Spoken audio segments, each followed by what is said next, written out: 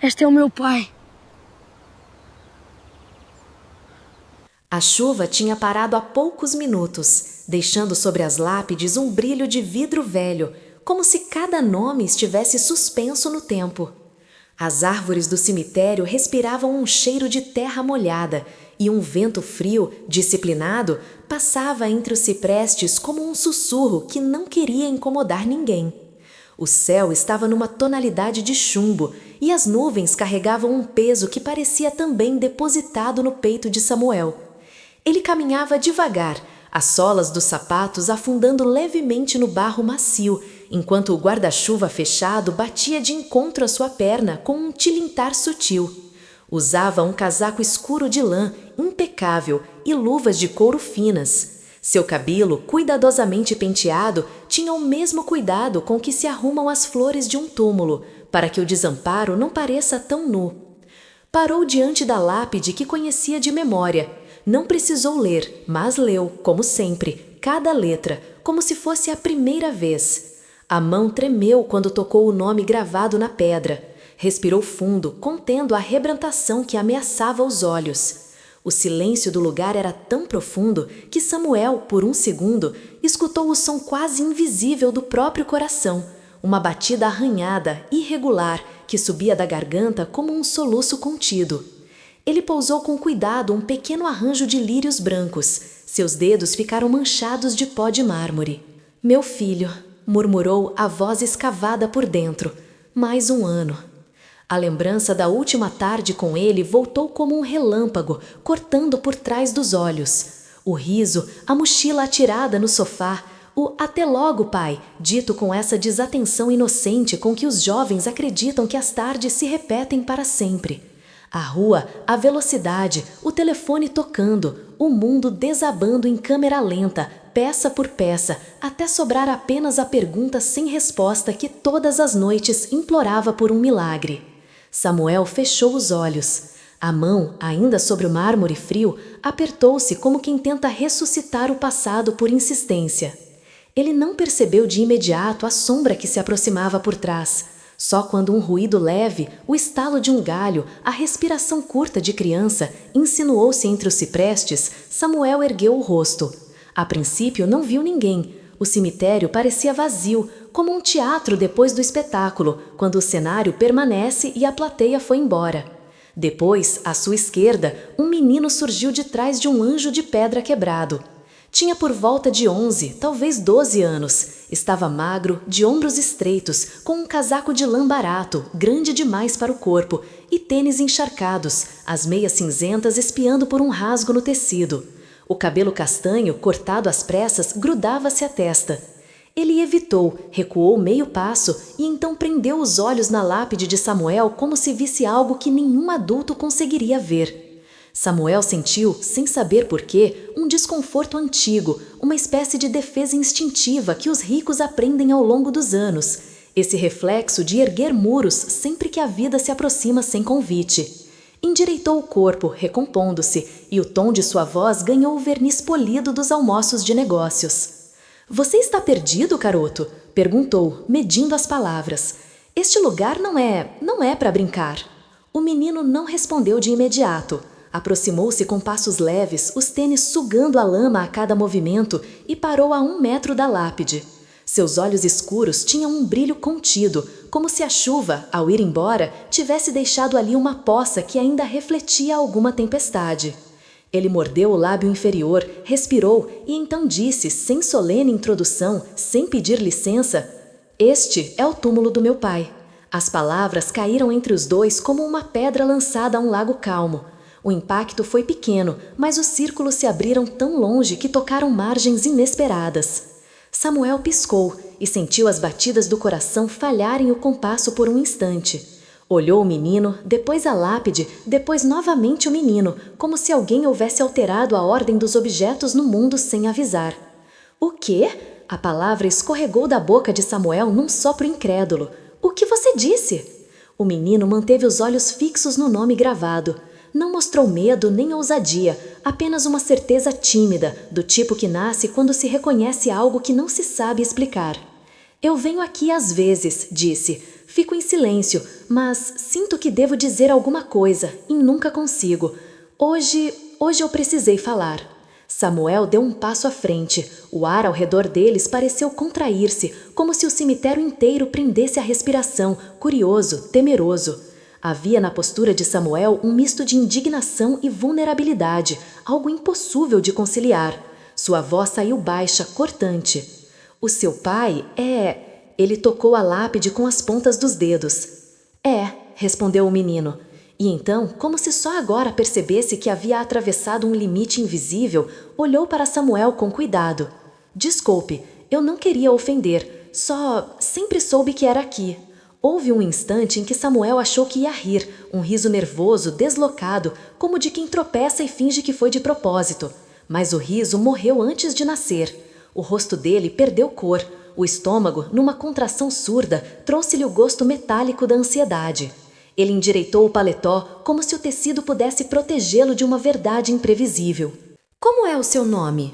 Perguntou, e quando ouviu a própria pergunta, estranhou o tom. Estava menos áspero do que pretendia. Miguel, disse o menino. Samuel repetiu mentalmente, como quem testa a resistência de um fio. Miguel. O nome soou ao mesmo tempo comum e ameaçador, como qualquer palavra quando está prestes a romper algo. O milionário olhou em volta. Não havia ninguém. Uma coruja, empoleirada no alto, virou a cabeça devagar, curiosa, como uma testemunha silenciosa daquilo que o mundo não sabe onde arquivar. Miguel, disse Samuel, respirando com cuidado. Onde está sua mãe? Não sei. Ele deu de ombros. Às vezes estou com uma senhora que me deixa ficar no sofá. Outras vezes durmo no abrigo. Nem sempre me deixam entrar.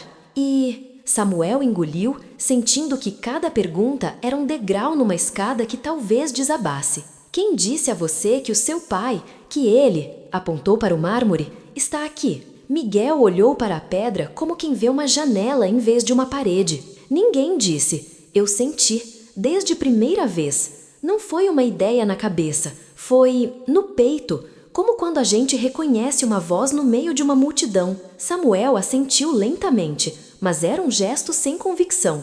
A mente dele se reorganizava em uma velocidade perigosa, puxando fios, encaixando peças, abrindo portas que ele passara anos trancando com cadeados firmes. O instinto de autopreservação sussurrou: afaste-se. Mas outra coisa, mais funda e antiga, respondia: aproxime-se. Ele percebeu a mão esquerda tremendo. Escondeu-a dentro do bolso. Miguel, disse, você vem sempre sozinho? Quase sempre. Hoje eu estava com fome e... Ele parou, como se a palavra fosse um segredo vergonhoso. Eu achei uma maçã no caminho, mas choveu e ficou suja. Samuel sentiu um golpe de culpa, um soco frio no estômago. A sensação veio com um contorno irônico. Ali estava ele, um homem que podia comprar dezenas de restaurantes com uma assinatura, diante de uma criança que hesitava em confessar uma maçã suja. O contraste, tão cru, acendeu nele um lampejo de raiva, não do menino, mas de uma engrenagem invisível que o mantivera por anos dentro de um carro blindado de rotinas, contratos e reuniões, a uma distância segura de tudo que doía demais. Venha, disse, num impulso que o surpreendeu. Vamos sair do frio. Procurou as palavras. Conheço um lugar aqui perto. Podemos conversar. Miguel recuou um passo, desconfiado. Não era a desconfiança insolente de quem desafia, mas a cautela encenada pela rua, essa professora dura que não admite distrações. Seus olhos varreram Samuel dos sapatos ao rosto, como se medisse o perigo, como se mede a profundidade de um rio antes de atravessá-lo. Eu não sou mau, disse Samuel, e mal terminou a frase percebeu o quanto soava ridícula. Apenas os maus dizem isso sem que lhes perguntem. Corrigiu-se. Quero compreender o que você disse. Não precisa me dar nada, respondeu Miguel seco, mas não agressivo.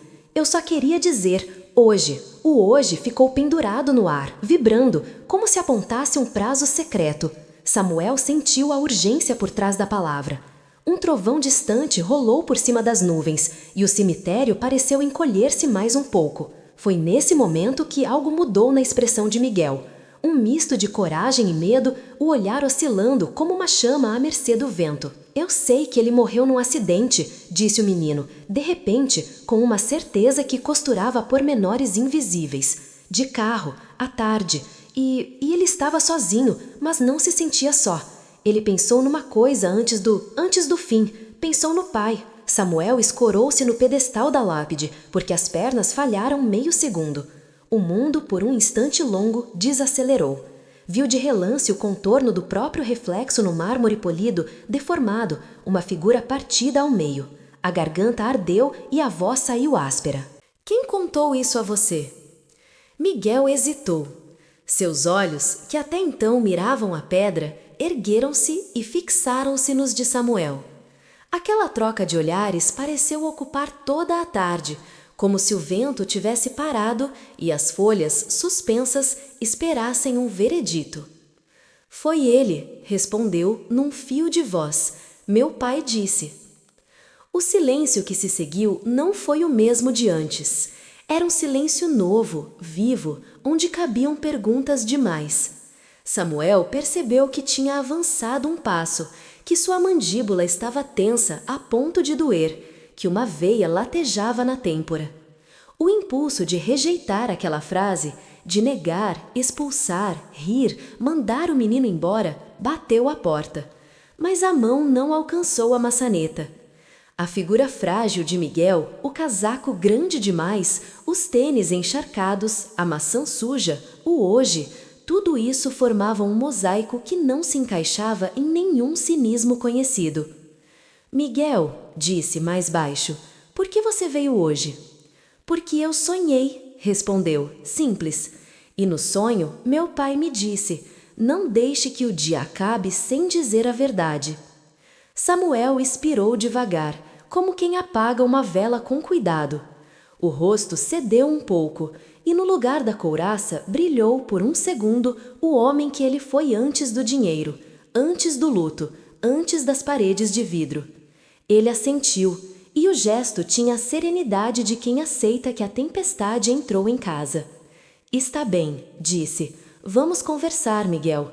Mas, e buscaram juntos a lápide, os dois lado a lado, tão improvável o par que até a coruja pareceu inclinar a cabeça intrigada. Antes, eu queria que você me contasse como sabe o nome dele. Miguel abriu a boca para responder. Um carro passou na rua distante, soltando um spray de água sobre a calçada. O som ficou no ar como uma vírgula alongada.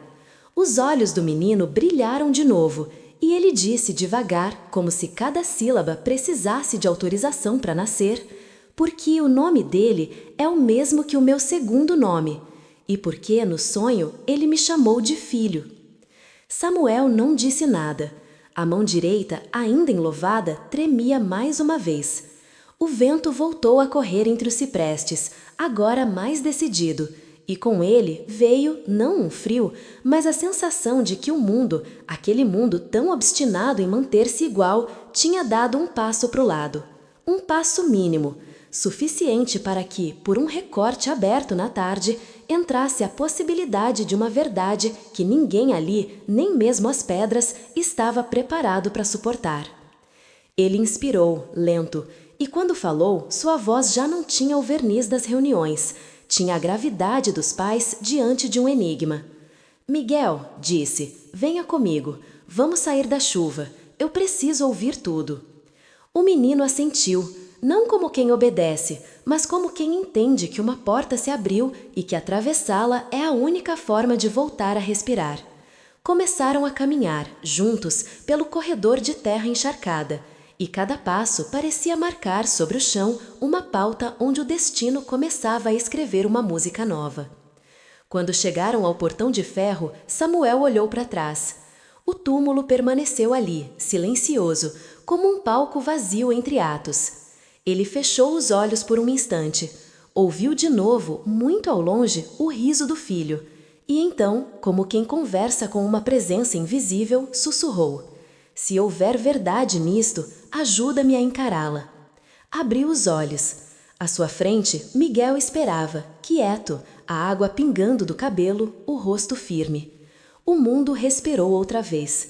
E no exato momento em que os dois saíram para a rua cinzenta, o sol, tímido, furou uma das nuvens, lançando um fio de luz sobre o mármore úmido, como um aceno discreto, uma promessa de que dali em diante nada mais seria igual. A rua em frente ao cemitério estava quase deserta, lavada pela chuva que havia cessado há pouco, deixando as poças como espelhos imperfeitos espalhados pelo asfalto.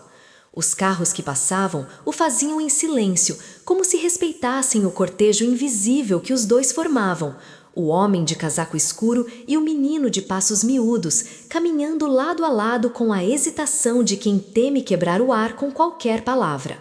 Samuel mantinha as mãos nos bolsos, os ombros levemente curvados, como se carregasse um peso que, pela primeira vez, começava a mudar de forma. Miguel, a 2 passos à frente, caminhava em silêncio, com a cabeça baixa, atento aos olhos dos cães através das grades, as manchas de ferrugem nas esquinas, como quem observa os sinais do caminho antes de decidir se continuar. Miguel, chamou Samuel, a voz mais branda que o menino esperava. Onde você mora? O menino encolheu os ombros. Não era um gesto de rejeição, mas de costume. Aqui e ali, respondeu. Às vezes numa casa de acolhimento, mas só quando tem vaga. Outras vezes, na rua. Samuel assentiu, não insistiu. Havia em Miguel uma resistência discreta, aquela que se aprende quando a vida não oferece promessas. E Samuel, por instinto, percebeu. Qualquer pergunta brusca poderia fazer o menino desaparecer, não com os pés, mas com o coração. Caminharam mais alguns metros até que Samuel parou diante de um portão de ferro preto. Um casarão de arquitetura antiga se erguia atrás dele, com janelas altas e telhas escuras. Não era sua mansão principal, mas uma propriedade reservada para momentos de retiro, silenciosa, longe do barulho dos negócios. Um refúgio que, há muito, ele frequentava sozinho.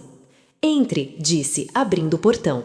Miguel hesitou. Não era medo, mas dignidade. Seus olhos encontraram os de Samuel, buscando algo, não riqueza, não abrigo, mas uma prova de que aquilo não era um jogo. Samuel percebeu e disse com calma: Eu não quero nada de você, só ouvir e entender. Miguel assentiu, pisou no jardim com passos leves e olhou ao redor. Árvores bem cuidadas, uma fonte pequena ao centro, folhas secas ainda presas em seus ramos pela teimosia do vento. O menino respirou fundo, como quem entra num lugar onde não pertence, mas resolve, mesmo assim, permanecer. Dentro da casa, o chão de madeira estalou sobre o peso de Samuel. A sala era ampla, decorada com quadros discretos, estantes com livros alinhados por cor e tamanho e uma lareira apagada, ainda com cinzas recentes, sinal de que ele estivera ali, sozinho, na noite anterior. Miguel observou tudo sem tocar em nada. Seus olhos pousaram numa fotografia sobre o móvel, um rapaz jovem sorrindo em um campo de flores amarelas. Samuel parou ao lado dele. Esse era meu filho, disse, a palavra era ferindo-lhe a língua. O nome dele era Daniel. Miguel fixou o olhar, aproximou-se quase sem perceber. Encostou os dedos no móvel, mas não tocou na moldura.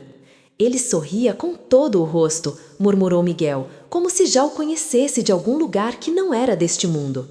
Até os olhos sorriam. Samuel virou-se para ele, surpreso com a precisão. Daniel, de fato, sorria sim, inteiro, só quem o amou de verdade. O milionário apontou para o sofá. Sente-se, deve estar com fome. Miguel obedeceu, mas com cautela. Samuel saiu por um instante e voltou com um prato simples, uma sopa e um pedaço de pão. A simplicidade do alimento revelava mais do que qualquer banquete. Não era oferta de caridade, era gesto de humanidade. Miguel começou a comer em silêncio, sem pressa, como se cada colherada precisasse primeiro ser aceita pela alma. Samuel sentou-se diante dele, observando-o como quem observa um enigma que pode mudar o curso dos mapas internos. Esperou o prato ficar quase vazio. Miguel, começou. Você disse que ele... O menino interrompeu com um olhar, como se completasse sem palavras. Que seu pai falou, no sonho. Foi mais que um sonho, disse Miguel, baixando os olhos. Eu o vi. Ele estava em um campo, parecido com aquele da foto. O céu era claro, mas não tinha sol. Ele me chamou pelo nome. e disse: Filho, diga a verdade, ela precisa ser dita uma vez. Samuel apertou os punhos, engoliu seco. Mas você nunca o conheceu, nunca o viu, como pode? Miguel levantou os olhos devagar, e o que se viu neles não era loucura, nem fantasia, nem mentira. Era uma dor antiga, tão antiga quanto a de Samuel. Um filho não precisa ver para saber, disse Miguel com uma calma que não combinava com sua idade. Às vezes a gente sente, porque a ausência pesa do mesmo jeito que a presença. Samuel encostou-se no encosto da poltrona. Fechou os olhos por um instante. A frase era uma lâmina. Ele, que passara anos tentando preencher o vazio do filho com silêncio, nunca tinha imaginado que um menino desconhecido poderia nomeá-lo com tanta precisão. Diga-me, Miguel, insistiu, quem é sua mãe? Miguel olhou para a lareira apagada. Nunca a conheci. Disseram que ela me deixou num hospital, enrolado em um cobertor. Havia só um bilhete, com um nome escrito. Foi assim que me deram meu sobrenome, Miguel Daniel. Samuel piscou. A sala pareceu encolher. Daniel. O nome respirou no ar como uma revelação ou uma ameaça. Você possui esse bilhete? Perguntou, quase num sussurro. Miguel assentiu. Está comigo. Nunca mostrei a ninguém. Samuel inclinou-se para a frente. Posso vê-lo? O menino respirou fundo. Por um segundo, Samuel achou que ele recusaria. Mas então Miguel colocou as mãos nos bolsos do casaco. Remexeu. Tirou um papel dobrado, amassado pelo tempo, mas guardado com velo. Estendeu-o. Samuel tomou-o nas mãos. Abriu com lentidão. Reconheceu, no mesmo instante, a caligrafia, não de Daniel, mas de alguém ligado a ele. Uma mulher. Uma lembrança que ele havia enterrado tão fundo quanto o próprio luto. Não disse palavra. Apenas olhou Miguel, e dentro daquele olhar nasceu a primeira fissura no muro que ele próprio erguera para sobreviver. Miguel, murmurou, a voz embargada. Precisamos falar sobre quem pode ter escrito isto. O menino ficou imóvel.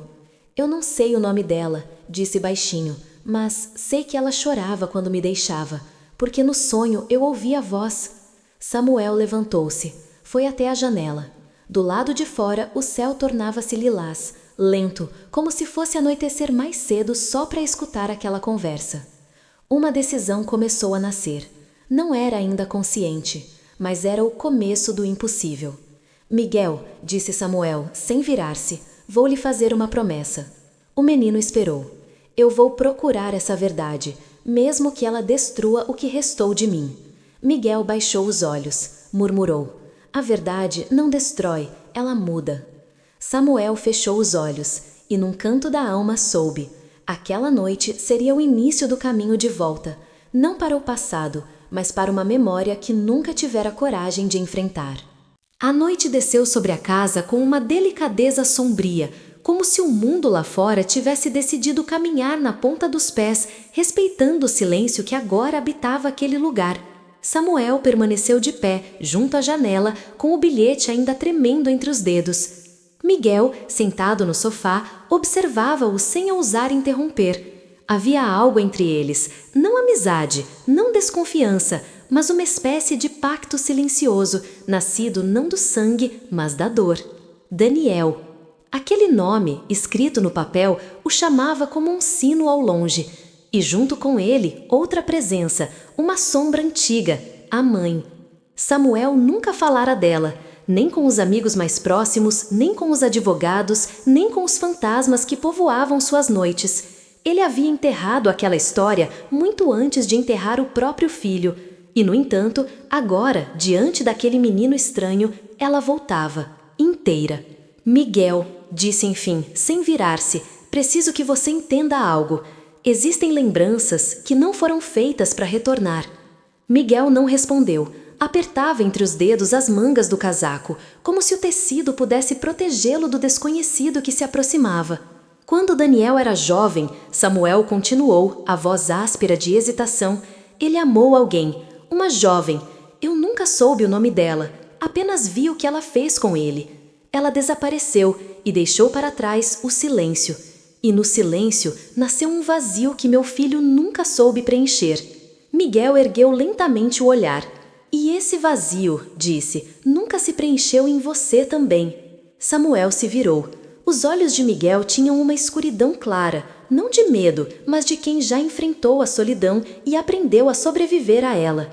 Você diz isso como quem já viveu 100 anos, murmurou Samuel. Miguel baixou a cabeça. A rua ensina a ver o que as casas escondem. Houve um silêncio espesso entre eles, um tipo de pausa que não separa, mas liga. Samuel passou a mão pelo rosto, respirando com esforço.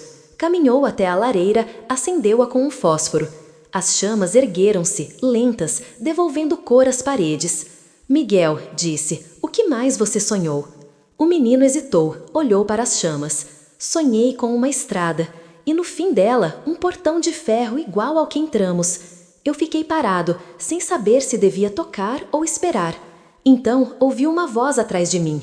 Era a mesma voz de antes, fraca, mas firme. Ela disse, não vá sozinho, ele precisa estar com você. Samuel sentiu o coração acelerar. Ele quem? Miguel levantou os olhos, não piscou. A resposta caiu como um martelo. Você. Aquela palavra, curta, simples, atravessou Samuel como uma sentença. Ele recuou um passo, como se a chama da lareira tivesse subitamente crescido. Você. Não um pai, não o pai dele. Você. Ele levou a mão ao peito, como quem busca algo que caiu lá dentro. Miguel continuou. Eu tentei perguntar onde era essa estrada, mas ele desapareceu. E então eu acordei e estava chorando. Samuel fechou os olhos. O rosto de Daniel, rindo, correndo no jardim, com os cabelos bagunçados pelo vento, surgiu diante dele como um filme antigo, com cores desgastadas. O pai que enterrou o filho que talvez não enterrou tudo. Samuel, disse Miguel, você já sonhou com ele depois que ele morreu? Samuel engoliu em seco. A pergunta parecia indevida, quase cruel. Ele poderia ter se calado, poderia ter mentido, mas a verdade, depois de anos trancada, empurrou-se para fora. Apenas uma vez, murmurou, e ele não disse uma palavra, apenas chorou. Eu tentei tocar nele, mas ele se afastou, como se me culpasse por algo que eu não via. Miguel falou sem pensar. Talvez ele se afastou porque queria que você procurasse. Samuel recuou mais um passo. A mão esquerda enrijeceu. Procurar o quê? Miguel respirou fundo e então respondeu. A outra metade da história. A lareira estalou. Algo no ar mudou de temperatura. Samuel, por um momento, não encontrou palavras. Ele, que tantas vezes enfrentara inimigos em tribunais e conselhos empresariais, sentiu-se agora pequeno diante de um menino de 11 anos. Porque aquele menino não perguntava por dinheiro, nem abrigo, nem futuro. Ele pedia coragem. Miguel, disse, com voz baixa, você acha que Daniel... Miguel completou, suave, não como certeza, mas como esperança. Daniel pode ser meu pai. O silêncio ficou vivo. Samuel fechou os olhos. Quando os abriu, o homem de negócios havia desaparecido. O que restava era apenas um pai, diante do precipício de descobrir que o filho que perdera talvez tivesse deixado mais do que lembrança, talvez tivesse deixado sangue, carne, um legado que ninguém conheceu. Se isso for verdade, disse Samuel, meu mundo vai mudar para sempre. Miguel assentiu. O meu também. A porta da sala rangeu, como se uma corrente de vento a tivesse empurrado. Mas não havia vento, nem corrente. Era algo mais. Era o passado batendo. Pela primeira vez para entrar. A madrugada chegou sem que nenhum dos dois percebesse. A lareira ainda ardia, lenta, como um coração que insiste em bater depois de uma dor antiga. Miguel adormeceu no sofá, encolhido sobre uma manta que Samuel buscara no armário. Os traços do menino, mesmo em sono, pareciam carregar vigílias. Não era o sono dos inocentes, mas o repouso breve de quem aprendeu, muito cedo, a dormir com um olho acordado. Samuel permaneceu desperto. Sentado à mesa, com o bilhete entre as mãos, sentia o peso do papel como se ali estivesse comprimido todo o tempo perdido. A caligrafia feminina, inclinada, trazia apenas 3 palavras. Cuide dele. D. Não era Daniel. Era ela. A mulher sem nome. A mulher que desapareceu com um segredo. Ele levantou-se devagar, como quem decide, enfim, abrir uma porta enterrada dentro de si. Cruzou o corredor silencioso, subiu as escadas e parou diante de uma porta fechada há anos.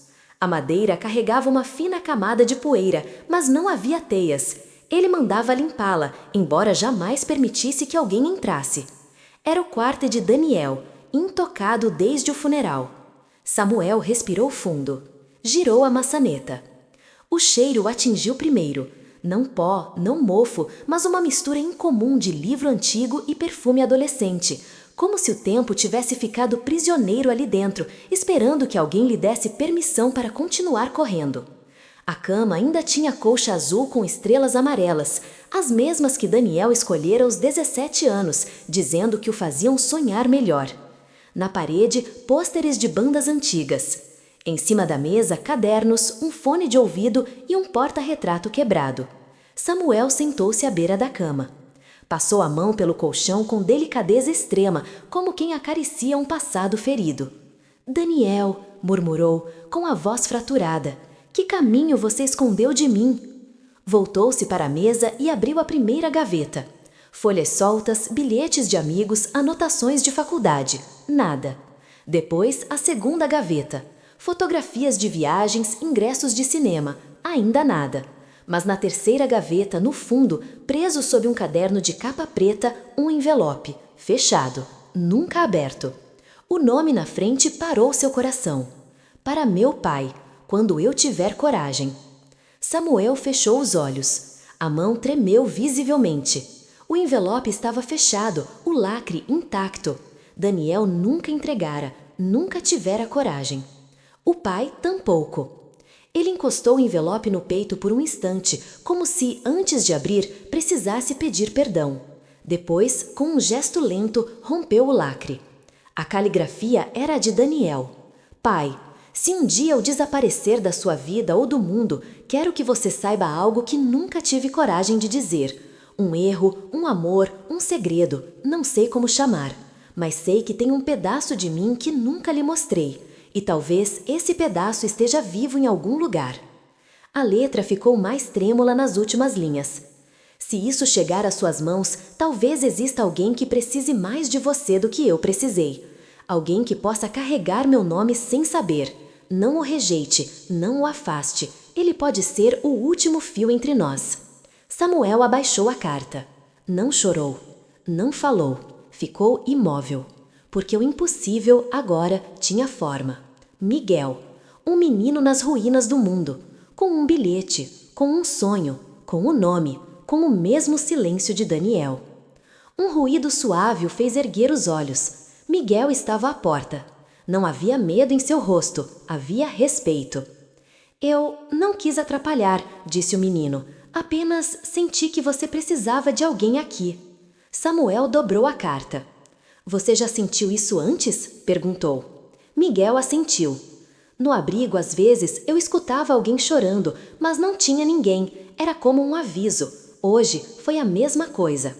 Samuel encarou o menino. Pela primeira vez, não como intruso, mas como chamado. "Miguel", disse, firme, "antes de qualquer coisa, eu preciso saber quem foi sua mãe." Miguel respirou fundo, apertou as mãos. "Eu não sei o nome dela, mas lembro de um cheiro, de lavanda, e de uma mulher cantando uma música bem baixa enquanto me entregavam a outra pessoa. Acho que era uma música triste, mas bonita. Lavanda." Samuel fechou os olhos. Aquela mulher, a única que Daniel amou. Ela usava esse perfume, sempre. "Miguel", disse Samuel, abrindo os olhos. "Amanhã vamos procurar esse nome." Miguel ergueu o rosto. "Mesmo que doa?" Samuel assentiu. A verdade dói menos do que a dúvida. Miguel deu um pequeno sorriso, tímido, real. "Então, amanhã, nós dois?" "Nós dois", confirmou Samuel, pela primeira vez. A lareira estalou no piso de baixo. O relógio da sala anunciou 3 horas da manhã. Lá fora, a primeira luz fria do amanhecer começava a esfriar as sombras. Era o fim de uma noite e o início de um destino. A manhã nasceu cinzenta, com um silêncio quase respeitoso, como se o próprio dia soubesse que algo importante estava prestes a ser desenterrado. Samuel acordou cedo, mas não por hábito. Acordou porque não dormiu. Passara a madrugada sentado à mesa, com a carta de Daniel e o bilhete de Miguel lado a lado, como duas metades de um enigma que finalmente se reconheciam. Miguel surgiu à porta da sala, ainda com o mesmo casaco da noite anterior. O cabelo desarrumado, os olhos inchados de sono, mas dentro deles uma decisão. "Posso ir com você?" perguntou sem rodeios. Samuel assentiu lentamente. "Prometi que você não iria sozinho." Miguel caminhou até a janela e observou o jardim úmido. O mundo parecia intacto, mas eles sabiam, nada estava igual. "Para onde vamos primeiro?" perguntou o menino. Samuel respirou fundo. "Para o último lugar onde Daniel ainda vive, não no corpo, mas na lembrança dos outros." Miguel franziu a testa. "Você quer dizer a casa?" Samuel negou com a cabeça. "A escola, o colégio onde ele estudou. Lá, alguém pode ter conhecido essa mulher. Alguém pode saber do que ele nunca disse a mim." No caminho de carro, o silêncio entre eles era diferente do da noite anterior. Já não era desconfiança, era prenúncio. Miguel observava a paisagem pela janela. Campos, árvores alinhadas, o céu pesado. Samuel, ao volante, pensava nas vezes em que passara por aquela estrada levando o filho para as aulas, sem imaginar que, dentro de Daniel, existia uma vida secreta. "Samuel", disse Miguel, sem desviar os olhos da janela, "você acredita nele?" Samuel demorou a responder. "Em quem?" "No Daniel, do sonho." Samuel apertou o volante. "Eu acredito no Daniel que eu perdi. E se ele ainda estiver tentando dizer algo, eu tenho obrigação de escutar, mesmo que seja tarde." Miguel assentiu. Nunca é tarde, quando alguém finalmente abre a porta. O colégio surgiu no horizonte, muralhas antigas, um portão de ferro ornamentado, árvores centenárias.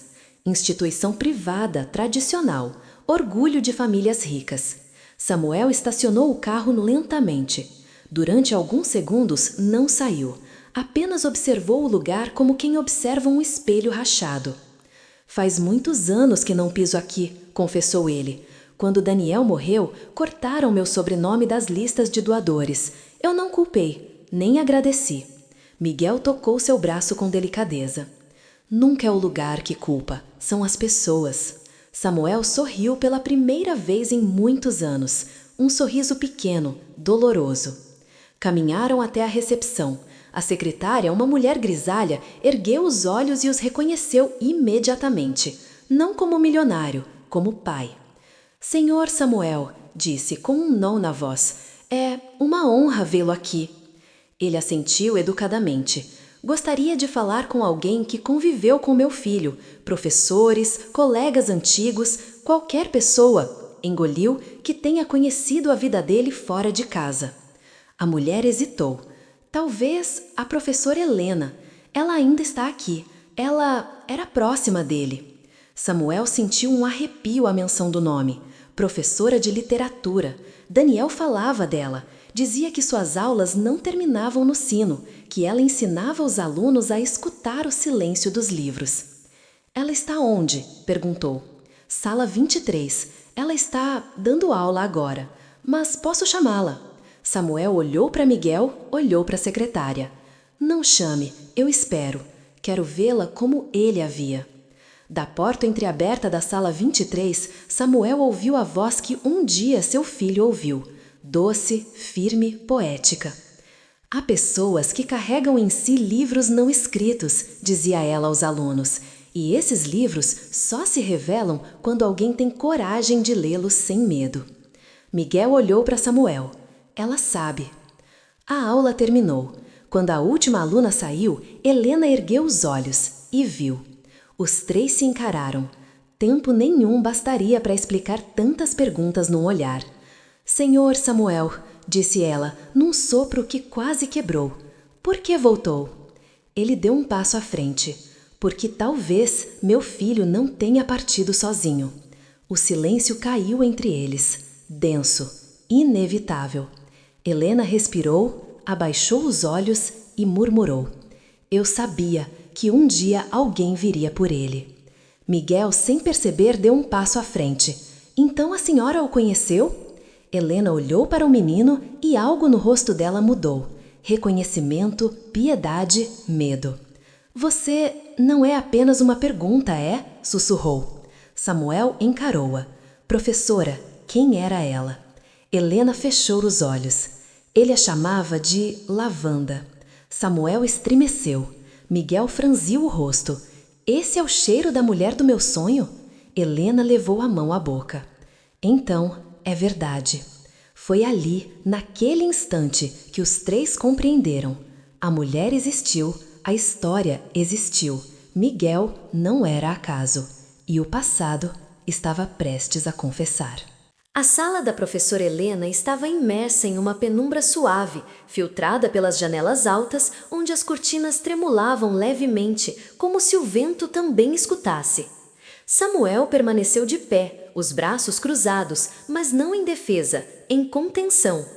Miguel, mais ao fundo, observava tudo com os olhos de quem conhece melhor os silêncios que as palavras. Helena sentou-se lentamente à beira da mesa, como se precisasse de apoio para resgatar memórias que nunca tiveram permissão oficial para existir. Lavanda, murmurou Helena, encarando o chão. Eu nunca soube o nome verdadeiro dela. Ele jamais disse, mas falava sobre ela nas redações. E um dia me pediu que não corrigisse seus erros, porque cada vírgula era dela. Samuel fechou os olhos por um instante. Cada palavra que ouvia era como uma flecha que atingia algo intacto, escondido dentro dele. Uma parte do pai que nunca soube quem o filho era de verdade. Foi amor? Perguntou com a voz embargada. Helena levantou lentamente o olhar. Não, senhor Samuel, foi mais que amor. Foi um encontro, daqueles que não pedem permissão ao tempo. Ela não frequentava a escola, não era aluna, mas apareceu aqui algumas vezes na saída. Eu a vi, sempre à distância. Ela ficava na calçada, esperando Daniel com um lenço roxo no cabelo e um livro nas mãos. Nunca vi ninguém olhá-lo daquele jeito. Miguel, inquieto, aproximou-se. Ela chorava? Perguntou, quase num sussurro. Helena franziu o senho, surpresa. Chorava sim, mas não de tristeza. Era como se ela se despedisse antes mesmo de partir. Samuel sentou-se. Agora ele entendia. Daniel vivera uma história inteira em silêncio. E ele, pai, não ouvira sequer a primeira linha. Professora, disse com dificuldade, você sabe se ela faleceu? Helena negou com a cabeça, lentamente. Não, ela simplesmente deixou de vir. Na última vez que a vi, Daniel estava diferente, agitado. Eu o chamei para conversar. Ele me disse apenas uma frase. Nunca esqueci. Miguel inclinou-se para ouvir. Eu vou ser tudo o que meu pai quer, mas antes preciso ser o que ela me pediu para ser. O silêncio que se seguiu não era confortável, era humano, profundamente humano. E o que ela pediu? Insistiu Samuel. Helena respirou fundo. Ele não disse, mas vi nos olhos dele que havia algo vivo entre os dois, algo que poderia salvar ou destruir. Miguel fechou os punhos. E ninguém mais sabia? Perguntou.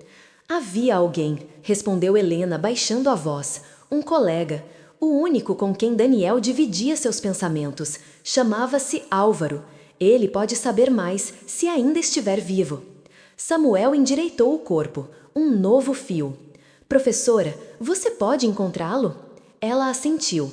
Podem encontrá-lo na antiga oficina de bicicletas. Ele trabalhava lá com o pai, perto da colina dos plátanos. Miguel sorriu, um sorriso raro. Esse lugar existe. Eu já dormi lá perto quando chovia. Helena olhou o menino com ternura, mas também com uma crescente preocupação. Aquelas coincidências não eram coincidências. Miguel, disse delicadamente, você sabe por que está aqui? O menino ergueu o olhar, firme, para devolver a alguém o que foi perdido. Samuel se levantou. A jornada mudara de forma. Já não buscava apenas uma mulher, buscava uma verdade, uma ponte, um nome. Professora, disse num tom respeitoso, só mais uma pergunta. Sim? Daniel, alguma vez perguntou se poderia ser pai? Helena prendeu a respiração, virou o rosto, limpou discretamente os olhos. Ele não perguntou, respondeu, mas escreveu. Escreveu o quê? Helena caminhou até um armário, abriu e retirou um caderno de capa verde escura, reconhecível, marcado pelo tempo. Ele deixou isto comigo, pediu que eu devolvesse se um dia alguém viesse por ele. Eu guardei, sem saber por quem esperar. Estendeu o caderno. Samuel hesitou. Miguel deu um passo à frente. Não é para mim, disse ele, é para ele. Samuel pegou o caderno com as duas mãos. O couro estava quente, vivo, como se Daniel ainda o segurasse por dentro. Na página da frente, apenas uma frase. Se eu morrer antes de dizer, que a verdade sobreviva em quem tiver coragem. Samuel fechou o caderno. Miguel respirou fundo. Helena, numa voz quase inaudível, disse: agora não somos 3 pessoas, somos 3 testemunhas. Lá fora, um vento ergueu folhas mortas como se fossem mensageiras. Era hora de ir. A próxima página os esperava. O caminho até a colina dos plátanos era estreito, serpenteando entre campos já secos pelo inverno. Samuel dirigia em silêncio, com o caderno de Daniel repousando sobre o banco ao lado, como um passageiro invisível. Miguel, no banco de trás, observava a estrada com uma calma tensa, como se reconhecesse cada curva, cada cerca, não pelos olhos, mas pela memória do vento. Nenhum dos dois falava. Agora as palavras custavam, porque o silêncio que os acompanhava já não era vazio, era espera. Ele vai se lembrar de mim? Perguntou Miguel em voz baixa. Samuel olhou pelo retrovisor. Álvaro não o conhece, ainda. Miguel olhou pela janela. Talvez me reconheça de outro jeito. A oficina de bicicleta surgiu no fim da estrada, um prédio antigo, de porta azul enferrujada, com um letreiro quase apagado. Pedaços de corrente penduravam como relíquias nos ganchos. Um sino frágil tilintou quando Samuel empurrou a porta de ferro. Lá dentro, o cheiro de graxa e ferrugem dominava o ar. Um homem de cabelos grisalhos, mãos marcadas por óleo, olhou por sobre os óculos. Posso ajudar? Disse sem levantar-se do banco de trabalho. Samuel tirou o chapéu. Aproximou-se. Procuramos Álvaro. O homem o encarou. Os olhos mudaram. Surpresa? Dor? Culpa? Sou eu, respondeu, levantando-se devagar. E o senhor? Não precisa dizer seu nome. Eu sei quem é. Miguel permaneceu à porta, imóvel. Álvaro, disse Samuel com um nó no peito. Estou aqui, por Daniel. O mecânico fechou os olhos, limpou as mãos num pano. Pensei que este dia nunca viria, murmurou, ou que viria tarde demais. Samuel tirou do bolso o bilhete de Miguel, colocou-o sobre o balcão. Ao lado, o caderno de Daniel. Álvaro assentiu devagar. Então, ele existe. Samuel franziu a testa. Ele quem? O mecânico encarou Miguel. A esperança dele. Miguel estremeceu. Samuel cerrou os punhos. Álvaro, disse controlando a respiração, o que Daniel contou a você que não contou a mim? O homem passou as mãos pelo rosto. Envelheceu 10 anos em 5 segundos. Ele me contou tudo, respondeu, mas me fez jurar que só repetiria se um dia o sangue dele voltasse para buscar respostas. Samuel ficou pálido. Você está dizendo que ele... Não terminou. Que ele foi pai, sim, disse Álvaro firme, que amou e perdeu, que carregou um segredo, tentando protegê-los, ele e ela, do mundo, inclusive de você. Miguel deu um passo à frente. Ela morreu? Álvaro olhou o menino, depois baixou o olhar. Não, ela partiu, para esconder a criança. O chão pareceu afastar-se dos pés de Samuel. Por quê? Sussurrou. Álvaro fechou os olhos, porque havia um homem que não podia saber. Samuel, com a voz partida, murmurou. Quem? Álvaro ergueu os olhos, não desviou. Você. O silêncio que se seguiu era maior do que a sala. Nenhuma máquina, nenhuma corrente, nenhum pássaro além da porta. Miguel segurou o encosto de uma cadeira. Samuel, como coração em ruínas, murmurou: Eu fui o motivo do desaparecimento dela? Álvaro assentiu.